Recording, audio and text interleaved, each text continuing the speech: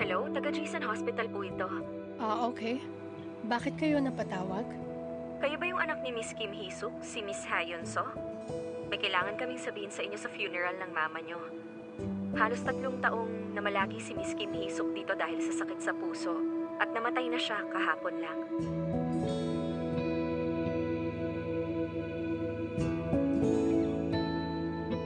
Fourth year college ako nung huli kong makita si Mama.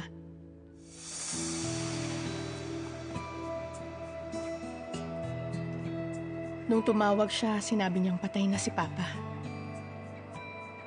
Nagmaneho siya ng nakainom at kinasuhan siya nung biktimang nabangga niya. Pero namatay siya agad nung nagmaneho na naman siya ng lasing. Dapat lang sa kanya pagkamatay niya.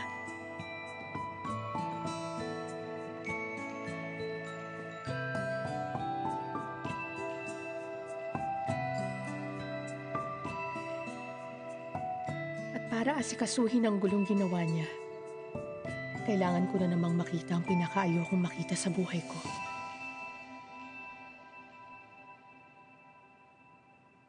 Sabi niya siya ang mama ko. Pero wala lang sa kanya pag sinasaktan ako.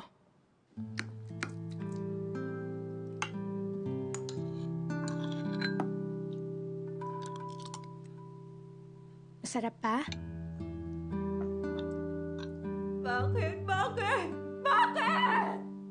Hindi man lang ako makatakas dahil sa inyo. Bakit kailangan ko mabuhay ng ganito? Bakit ba? Ayos lang yan. Kasing lakas niya si Papa uminom. At parang halimaw kung umiyak.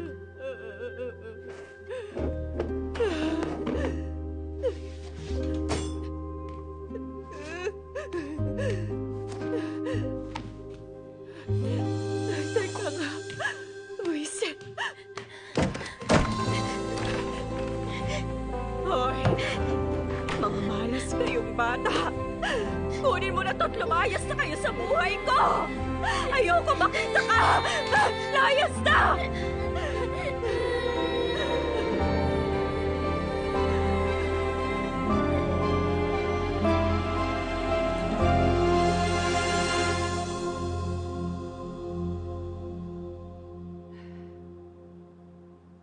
Bakit?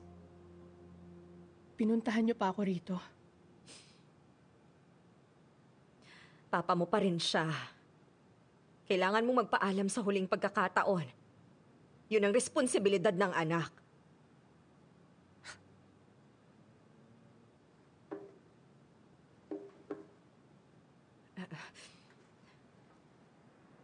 Hindi ba gagraduate ka na?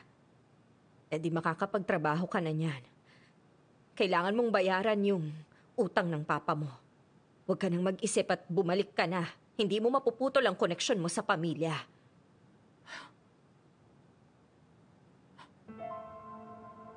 Koneksyon sa inyo?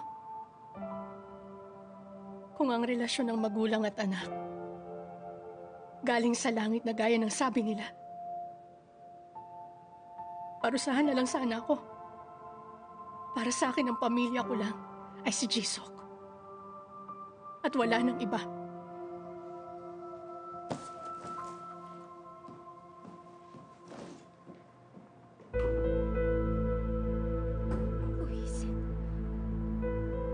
O sige. Sabihin mo kahit anong gusto mo. So ano, kumusta ka? Hindi ko alam.